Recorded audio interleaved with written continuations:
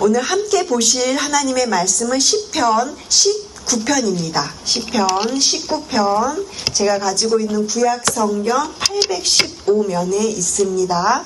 시편 19편 1절부터 14절까지의 말씀을 저희가 한 목소리로 같이 읽겠습니다. 1절부터 14절까지 찾으신 줄로 알고 함께 읽겠습니다. 하늘이 하나님의 영광을 선포하고 궁창이 그의 손으로 하신 일을 나타내는도다. 날은 날에게 말하고 밤은 밤에게 지식을 전하니 언어도 없고 말씀도 없으며 들리는 소리도 없으나 그의 소리가 온 땅에 통하고 그의 말씀이 세상 끝까지 이르도다. 하나님이 해를 위하여 하늘에 장막을 베푸셨도다. 해는 그의 신방에서 나오는 신랑과 같고 그의 길을 달리기 기뻐하는 장사 같아서 하늘 이 끝에서 나와서 하늘 저 끝까지 운행하며 그의 열기에서 피할 자가 없도다. 여호와의 율법은 완전하여 영혼을 소성시키며 여호와의 증거는 확실하여 우둔한 자를 지혜롭게 하며 여호와의 교훈은 정직하여 마음을 기쁘게 하고 여호와의 계명은 순결하여 눈을 밝게 하시도다. 여호와를 경외하는 도는 정결하여 영원까지 이르고 여호와의 법도 진실하여 다 의로우니 금 곧 많은 순금보다 더 사모할 것이며 꿀과 송이 꿀보다 더 달도다. 또 주의 종이 이것으로 경고를 받고 이것을 지킴으로 상이 크니이다. 자기 허물을 능히 깨달을 자 누구리요? 나를 숨은 허물에서 벗어나게 하소서. 또 주의 종에게 고의로 죄를 짓지 말게 하사 그 죄가 나를 주장하지 못하게 하소서. 그리하면 내가 정직하여 큰 죄가에서 벗어나겠나이다. 나의 반석이시오 나의 구속자이신 여호와여, 내 입의 말과 마음의 묵상이 주님 앞에 연락되기를 원하나이다. 아멘. 저희가 오늘 읽은 이 시편 19편도 다윗이 지은 시인데요. 크게 본문을 두 부분으로 이렇게 나누어 볼 수 있습니다. 1절부터 6절까지는 하나님의 창조에 대해서 이야기를 하고 있고요. 그리고 7절부터 14절까지는 하나님의 말씀, 율법에 대해서 이야기를 하고 있습니다. 다윗은 1절부터 6절까지 이렇게 하나님이 만드신 창조물들을 보면서 하나님이 이 지으신 세계가 너무나도 아름답고 그것을 통해서 하나님의 그 높고 위대하심을 지금 찬양하고 있는 것입니다. 여러분들도 아마 많은 그런 경험들이 있으실 것 같아요. 특히나 이제 이곳에서는 내셔널파크가 굉장히 좋잖아요. 그런 곳에 가면 그곳에 있는 대자연을 보면서 나도 모르는 사이에 그렇게 하나님의 그 위대하심을 저희가 아까 그렇게 찬송 불렀던 것처럼 그렇게 저절로 그 찬양이 나오는 것입니다. 아마 이 시편을 지은 다윗도 그랬던 것 같아요. 다윗은 목자였잖아요. 그래서 매일매일 그 양을 치면서 그가 무엇을 했겠습니까? 그는 자연 속에서 하나님을 찬양했어요. 양을 지키면서 산을 바라보고 또 강을 보고 그리고 하늘에 떠있는 해도 달도 그리고 별도 보면서 그렇게 하나님의 높으심을 찬양할 수밖에 없었다라는 것이죠. 저도 어렸을 때 제가 이렇게 고등학교 시절에 버스를 타고 한참 그 학교가 외진 곳에 있어서 그렇게 외진 그 시골 같은 곳을 버스 타고 한참 동안 가야 되는 그런 학창 시절을 보내고 있었는데, 버스를 타고 갈 때는 가을에는 그 이렇게 막 황금 들판이 펼쳐지고요. 그리고 봄에는 모든 온통 초록색으로 그 밭이 온통 초록색으로 바뀌는 거예요. 그런 풍경을 보면서 제가 한창 사춘기로 이렇게 민감하던 그 시기에 하나님을 찬양하면서 그 매일매일 그렇게 아까 불렀던 그 주 하나님 지으신 모든 세계 그 찬양을 자주 불렀던 기억이 저에게 있습니다.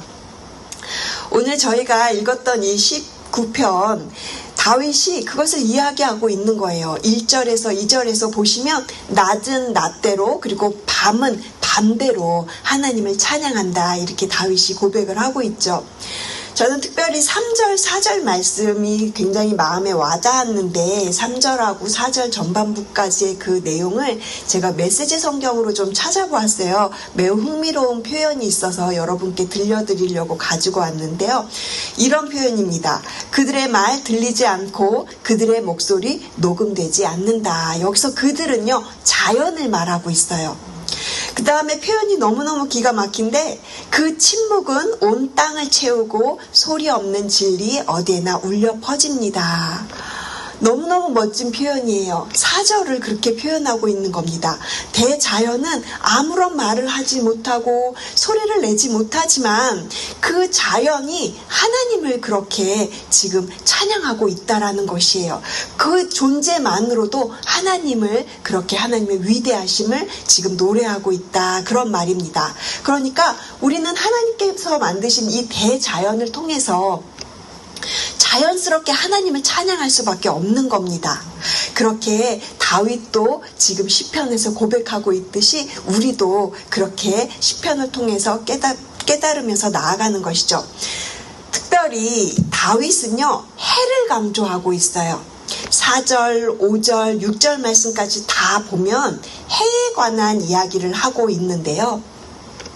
다윗이 특별히 수많은 창조물들 중에서 이 해를 강조한 것은요, 옛날에 고대 근동을 살아가던 사람들이 이 해에 대해서만큼은 굉장히 대단하게 여겼다라는 것입니다.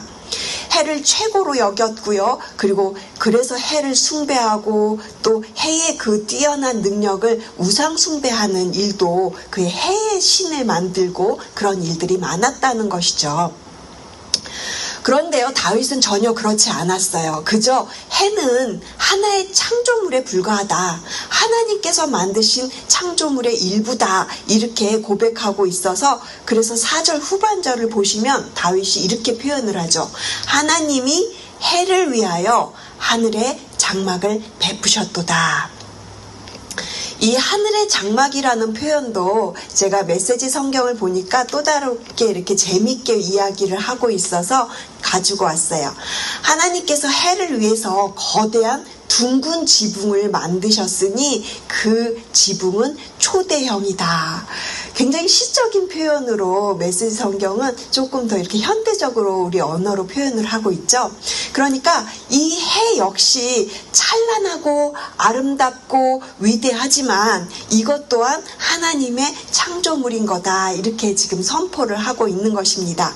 그러니까 이 해는 하나님이 창조하신 거야. 해를 위해서 그렇게 하나님이 만들어 두신 거야. 그런데 너희들이 이 해를 굉장히 대단하게 마치 신처럼 그렇게 섬긴다, 숭배한다, 전혀 그렇지 않다라는 것을 지금 다윗은 이야기를 하고 싶은 거예요. 그냥 해는 창조물에 불과해. 하나님의 높음을 우리가 깨달을 수 있는 그런 해인 거야. 이런 표현을 다윗의 고백을 통해서 우리가 알 수 있는 것이죠. 그리고 이제 6절 이후에 7절부터는요, 다윗이 하나님의 율법에 대해서 이야기를 합니다. 그러면서 하나님을 부르는 호칭이 바뀌어져요. 1절을 보시면 하나님이라는 표현을 보실 수가 있으시죠? 그리고 7절부터는 여호와라는 그런 표현으로 다윗이 이렇게 호칭을 다르게 부르는데요. 그 다르게 부르는 차이점을 조금 말씀을 드리자면, 1절에서는 하나님이라고 이렇게 사용할 때 그 하나님, 이 호칭이요, 히브리어로 엘이라는 표현이 있습니다. 그러니까 하나님을 부를 때 엘로힘이라는 표현을 쓰거든요. 엘로힘은 그 단어 안에 능력의 하나님, 그리고 창조의 하나님을 뜻하는 말입니다. 그런데 7절부터 보시면 여호와라는 표현을 보실 수가 있으실 거예요.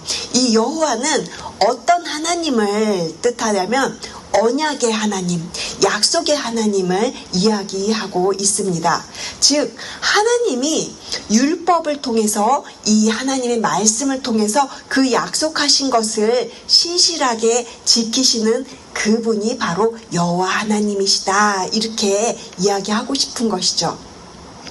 그래서 7절부터 14절까지는 하나님의 그 언약이 얼마나 위대한지를 선포하고 있는데요.